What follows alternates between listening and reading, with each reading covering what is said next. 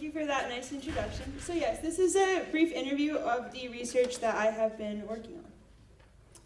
So a brief outline of what I will be addressing today is: what is the ionosphere? What are we looking to study? How can we study it? What is the Great Personal Space Weather Station? What can we do with the data we collect from the Great Personal Space Weather Station? And what's next? So an important part of this research is the ionosphere, so I thought it would be good to spend some time talking a little bit about what it is. So what it is a charged region of Earth's atmosphere. It's comprised of different layers, ranging from 80 to 300 kilometers, and the way it's created is energy from the sun interacts with these particles and it knocks electrons off of them and they get charged.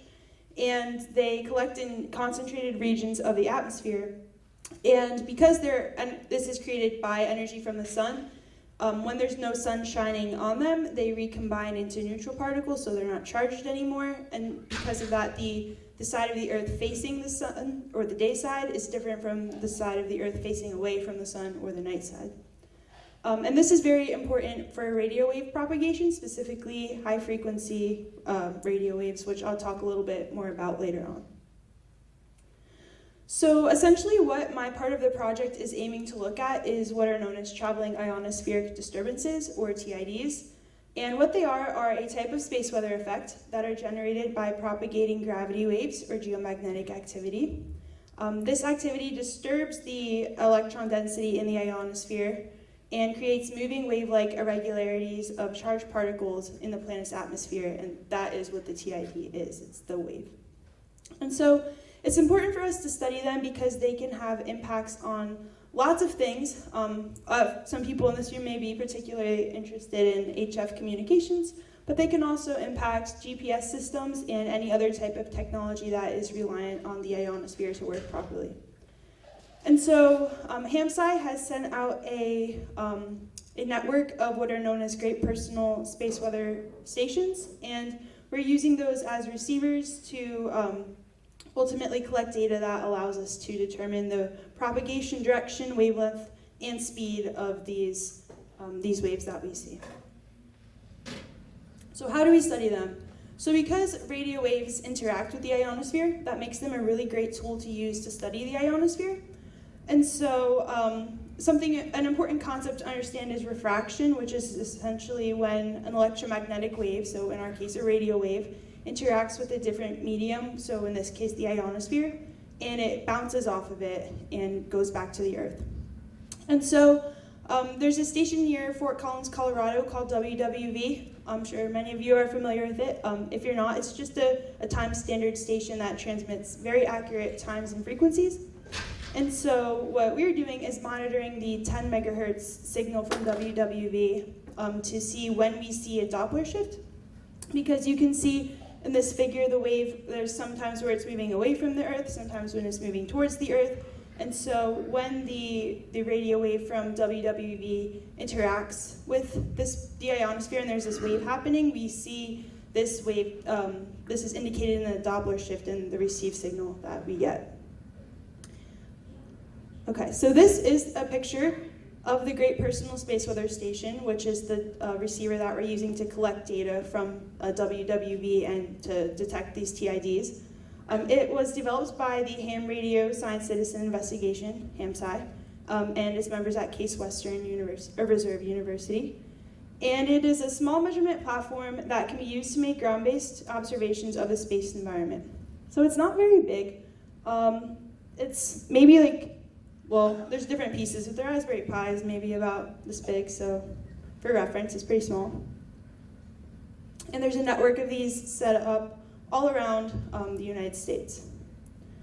So at 0 UTC, Universal Time, each day, the GRAPE is set up to automatically output a figure depicting the data that was collected for that day. And so this is an example of one of those figures. And you can see there's a black line that shows the Doppler shift, and the red line shows the signal strength. I'm not particularly too interested in the red line. We're more so interested in the signal or the data from the black line, but for reference, that's what it means. And what I did was I went through a few months worth of data, and I just manually looked for days where we see waves in the data or oscillations, sinusoidal oscillations that have periods of about 15 minutes and amplitudes of about 0.25 hertz. And so that's just the specific characteristics of the kind of waves we are looking for and how that is indicated in the Doppler shifted data we collect. So I mentioned there's a network of grapes. I'm currently working with data from 2 of them. One of them is actually in Ohio at NAOBJ, and the other is by my house in New Jersey at KD2UHM. And so this map just shows the wave path, or an estimate of the wave path between WWV and the 2 stations that we're using to collect data to do the data analysis that I've been doing. So, the best, or the way that I've been using to detect the direction that these waves are moving is called a cross correlation. And so I just made this representation, so it's gonna move across the screen, but essentially what it is, it compares the 2 signals to see where they line up best. And then depending where they line up best, we can see on the right-hand side a peak that indicates where they match up so that we can see, is this actually the same wave we're seeing at both stations, or is it just a coincidence? So you can see as it moves across the screen, we can see how it lines up as time goes on. And then from there, the figure generated on the right is created. And I used that to make one of these. And this shows you the time delay between the 2 stations. So this data is specific to TID that we saw on April 7th. Yes, April 7th of 2021.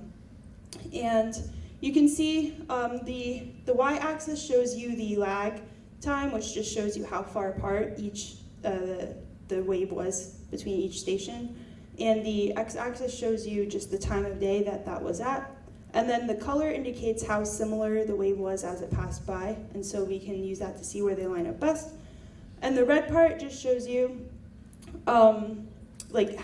the most similar parts, and the blue is the least similar parts. And so this particular graph indicates that we did see a TID, and that the stations actually saw them at very similar times. And so from here, that means we just need to add a 3rd station so that we can compare it and triangulate the data to ultimately get a better sense of the direction in any direction, because right now it's just east and west, so if something does pass through north to south or vice versa, that's not really visible in the data we have now. So this is a summary. So what I've covered, I'm actively using radio waves to look for and study traveling ionospheric disturbances. I'm doing this by monitoring the 10 megahertz signal from WWV.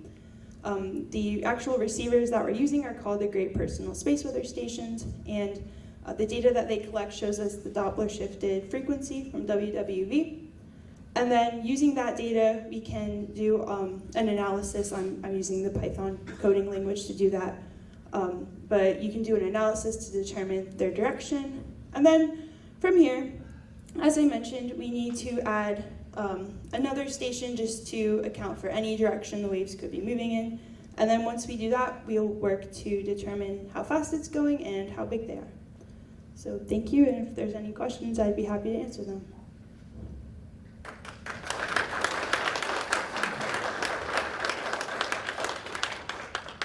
Yes. Are you still collecting data? Yep, so there's, the network's actually growing. So when I first got my grape, I was, I think, node 15, and now I believe there's over 40, roughly 40. So they're still collecting data. They can collect data at different frequencies. I'm just using data from 10 megahertz. Yes. I was going to ask, so, I mean, do they need more grape stations? I mean, that would probably be a better question for Dr. Purcell. I guess the other thing, so you're just doing cross correlation of what each station sees, just doing the cross correlation of the station results? Yeah, so right now I'm looking at, I can go back. I'm looking at these figures on the left, and they have raw data files, so I'm showing it this way so it's easier to visualize what's happening. But Yeah, so you can compare the two stations' data to see where the wave lines up, and then from there we'll do it with the third station and do it between each pair within the three to ultimately determine the direction. Yes? So what exactly is causing the Doppler effect? Is the wave actually causing the ionosphere to go up and down quite fast? Yeah, that's a good question. So if you look at this figure, so the top is just my interpretation of what a TID would look like. And so you can see it's a very wave-like structure. And on the bottom, you can see as the wave, if it were to move by, the signal from WWV would hit off different parts of it. So it would either hit points close to the Earth or farther away from the Earth. And that's where you see the sinusoidal or swiggly line oscillation in the data that we collect. Yep. Yes. Nice presentation. Thank you. My question is, as we enter this next solar cycle, do you anticipate your data to have more clarity, or do you expect it to get smudgy? Maybe hard to anticipate. I'm not 100% sure. My guess would be we'd probably, I don't know if we would necessarily see a difference in the clarity of our data, but we might see more activity because I know activity from the sun does influence a lot of behaviors in our Earth's magnetic field, which does potentially create TIDs, if I'm not mistaken. We'll see more as the solar cycle progresses. I expect additional solar activity to probably generate more disturbances that we'd see in the Doppler shift.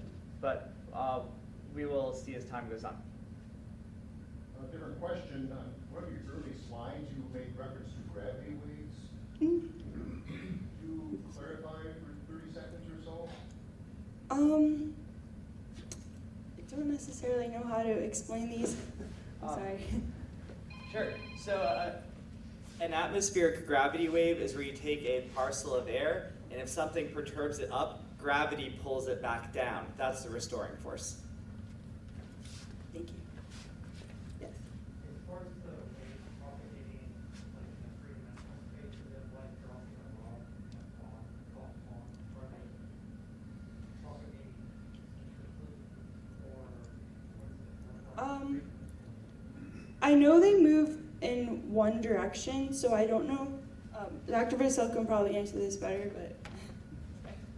So it definitely is a three-dimensional sort of structure. A lot of it would depend on what the particular source is. So if you look at something like a tornado, there's some really nice observations of a tornado that took place in Oklahoma a few years ago, and you can see really that kind of like rock in a pond sort of pattern come out. But a lot of these gravity waves or traveling ionospheric disturbances are generated from faraway places, and it's actually quite hard to know exactly what the source is. So sometimes they actually look like just plane waves propagating down. Yes? Great presentation. Thank you. I had a question about expanding the network.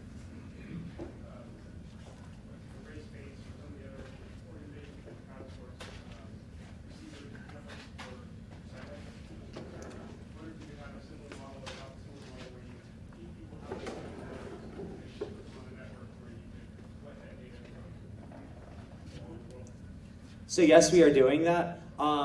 Right. So Bill Engelke here, raise your hand, Bill, you'll hear from him later. He and his group at the University of Alabama are actually developing a back-end software control system and database that will take the data from all these things. He's actually looking to SatNogs for some inspiration on that. We're using some of our own ideas as well. To answer the deployment question, or do we need more groups? The answer is, of course we need more groups. But you should also know that what we're doing right now, this is just our prototype version 1.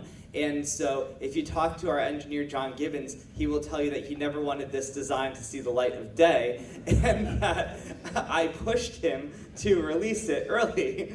So now what you can do is, we aren't really supporting this more per se, but you can go to hamsci.org and /grape1, and there's a link to a Hardware X paper that it gives you all the schematics. There's an OSH Park link that you can order the board from, and you can assemble one of these yourselves, provided you can find all the parts. I know sometimes with the part shortage, that's a challenge. But yes, we have all the plans open. You can build one of these yourself. The PhD student candidate who should be graduating this December at Case Western, Christina Collins, KD8OXT, she's working right now on preparing a paper that does a statistical study of all of the data that's been collected so far, and that's in preparation.